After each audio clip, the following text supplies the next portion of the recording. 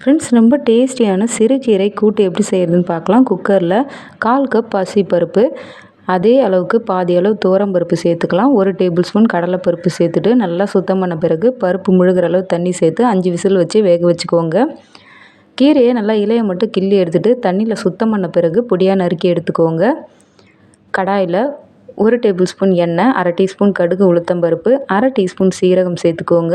15 பல் பூண்டு, ஒரு 15 சின்ன வெங்காயத்தை நல்லா வதக்கின பிறகு ஒரு 3 காஞ்ச மிளகா, 2 பச்சை மிளகா, கருவேப்பிலை சேர்த்து நல்லா வதக்கின பிறகு 1/2 டீஸ்பூன் பெருங்காயத்தூள் சேர்த்துக்கோங்க.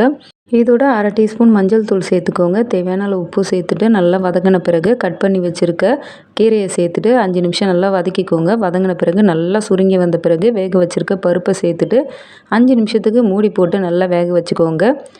ஒரு 5 தேங்காய் சீலை மிக்சியில் தண்ணி சேர்த்து அரைச்சிட்டு சேர்த்துக்கோங்க. 5 நிமிஷம் மிதமான தீயில் வேக வச்சுட்டு ஸ்டவ் ஆஃப் பண்ணிங்கன்னா கூட்டு ரெடி.